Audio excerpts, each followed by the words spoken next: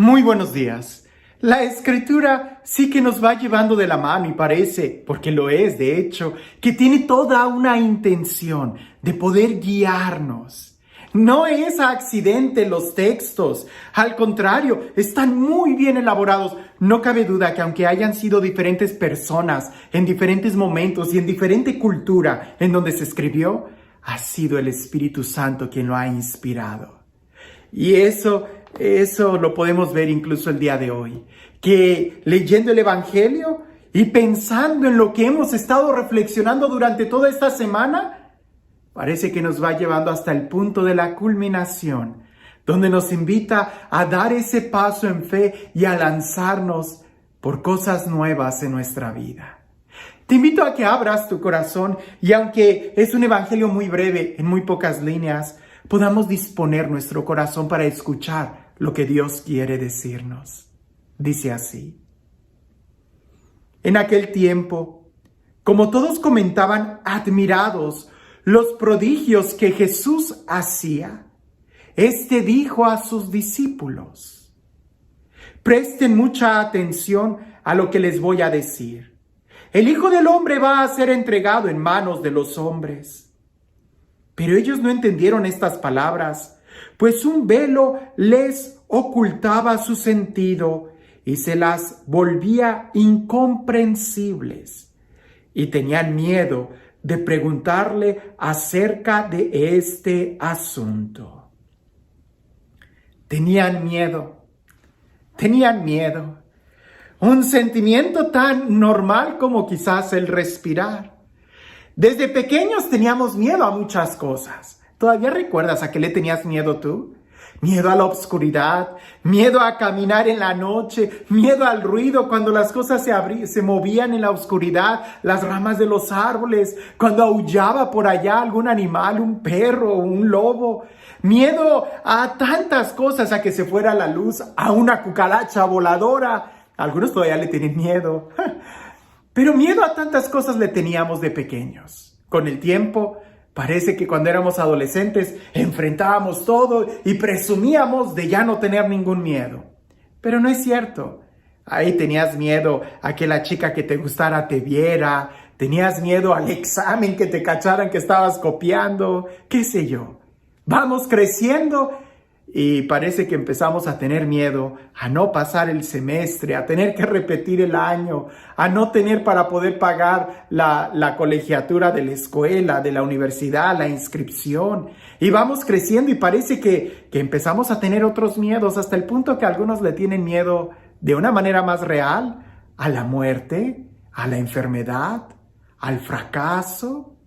Pero todo ese sentimiento de miedo es un sentimiento muy natural, pudiéramos decir. Sin embargo, hay otro sentimiento de miedo que es al que debemos de tener cuidado, porque en el Evangelio, en otras partes, Jesús nos advierte de él: no tengan miedo, que es también parte del sentimiento que se expresa el día de hoy en el Evangelio.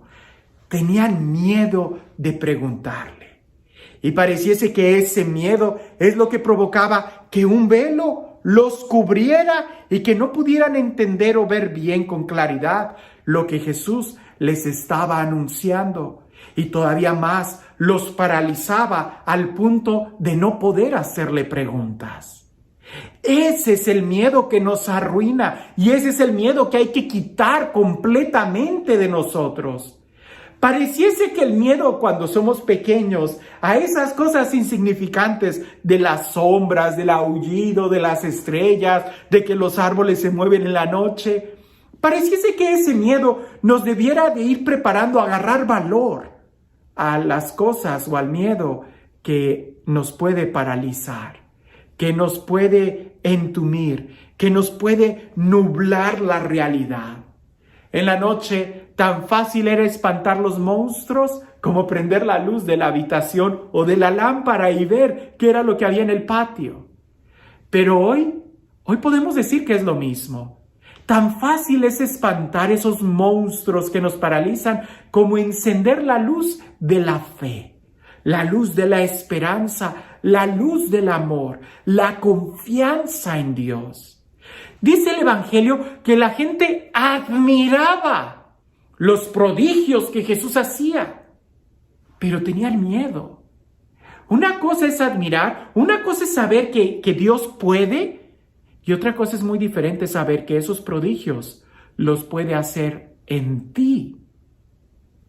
Cuando Jesús anuncia que va a ser traicionado, su pasión, en esta ocasión, en este anuncio, Jesús no habla de la resurrección, porque la resurrección pareciese que era lo que seguía a la pregunta natural de ellos: ¿por qué vas a padecer si haces prodigios? Pero la verdad es de que tenían miedo de que esos prodigios se acabaran, tenían miedo de que esos prodigios no fueran para ellos, tenían miedo de que esos prodigios no fueran reales. Y esos sentimientos ficticios congelan a cualquiera, de tal manera que hace que un velo los cubriera y no eran capaces de poder ver, porque tenían miedo. ¿Cuántas veces no nos pasa lo mismo? Tenemos miedo a la muerte porque no confiamos en Dios. Tenemos miedo al virus porque no tomamos precauciones y no confiamos en Dios. Tenemos miedo a no tener dinero para pagar nuestras deudas porque no trabajamos o no confiamos en Dios. Tenemos miedo a tantas cosas porque vemos los prodigios y escuchamos los milagros que Dios ha hecho en alguien más y se nos hace difícil que pueda hacerlos en nosotros. Ante eso, lo que nosotros deberíamos de hacer es acercarnos a Dios y preguntar, suscitar el diálogo, suscitar la confianza, porque la confianza brota de una manera natural cuando tienes una buena relación con alguien. Yo no confío en un extraño, no puedo. ¿Cómo voy a confiarle a un extraño las llaves de la iglesia? No puedo. Se las confío a aquel que con el trato de amistad se ha ganado mi confianza. ¿Cómo voy a confiarle mi vida a Dios si no he tenido un trato de amistad con Él? No se puede. Primero tengo que tener ese trato de amistad con Él, y cuando me doy cuenta que Dios, todos esos prodigios que hablan, también los quiere hacer en mí, no solamente le voy a confiar las llaves, sino le voy a confiar mi corazón, mi vida, mi amor, mis emociones, porque confío en Él, porque lo trato, porque lo conozco. Y ese tratar, ese conocer se da cuando le pregunto, cuando lo escucho. ¿Te das cuenta que la gente de la que habla el Evangelio simplemente eran espectadores? Simplemente se maravillaban, pero no dialogaban. Simplemente estaban ahí para ver lo que Jesús hiciera, pero eso no sucedía en la vida de ellos. Estaban ahí para ver cómo Jesús predicaba a otros, pero cuando Jesús les predicaba a ellos, calladitos, no hacían ninguna pregunta. Hay un miedo que es natural, y ese miedo natural es bueno porque nos pone en movimiento. Si yo veo una víbora de cascabel o siento las arañitas de las patas de una araña, inmediatamente me va a poner en movimiento, voy a brincar.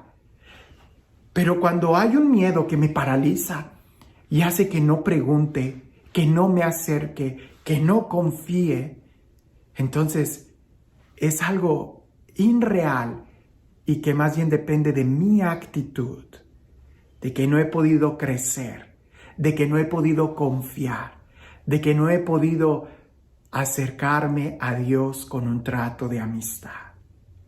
La mejor terapia que existe es la oración, ese trato de amor con Dios, claro, y la lectura de su palabra, de doblar mis rodillas frente a Jesús sacramentado, me da toda la confianza y la capacidad de poder abandonarme completamente en Dios. ¿Y tú? ¿A qué le tienes miedo el día de hoy? Porque pareciese que le tenemos miedo a Dios, pero porque no nos hemos acercado a preguntarle. Y muchas veces le echamos la culpa a los demás de nuestros propios defectos y de nuestras propias inseguridades. ¿Eres tan arisco porque desconfías de todos, porque todos te han lastimado? Lo entiendo, pero ¿y has hecho el esfuerzo de tener una relación con Dios? de vencer el miedo y quitarte ese velo para poder ver que Él te ama y que Él es fiel? Cuando tengas esa relación te darás cuenta que no hay razón para desconfiar y tener miedo, mucho menos para tener miedo. Y este Dios, el Dios del amor, el Dios de la vida, el Dios de la paz, el Dios que resucitó a Jesucristo y que nos ha dado la fuerza y la capacidad para confiar en Él y hacer cosas imposibles para aquellos que creen en Dios, que creen en Él, que sea Él. Y en el día de hoy te bendiga en el nombre del Padre, del Hijo y del Espíritu Santo.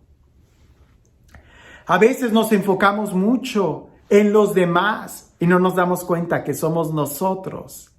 A veces tenemos miedo, ¿verdad? Por las cosas que los demás hacen o pueden hacer o las circunstancias muy ajenas de nosotros, cuando en realidad el miedo es algo que nosotros provocamos y no nos damos cuenta. Cuentan por ahí que un estudiante se acerca al maestro y le dice: disculpe, profesor, no entiendo lo que usted escribió en la orilla de mi examen. Y el profesor le dice: aquí dice que tienes que escribir de una manera más clara porque no puedo entender lo que tú escribes. Y el estudiante dice: porque yo tampoco entendía su letra. A veces así estamos nosotros, acusando y culpando a los demás, cuando no nos damos cuenta que somos nosotros quienes padecemos el mismo mal. El miedo no es algo que está afuera, es algo que está adentro. Y eso es por falta de confianza. ¿Qué tanta confianza tienes tú en Dios? ¿Tienes algún miedo? Que tengas un excelente día.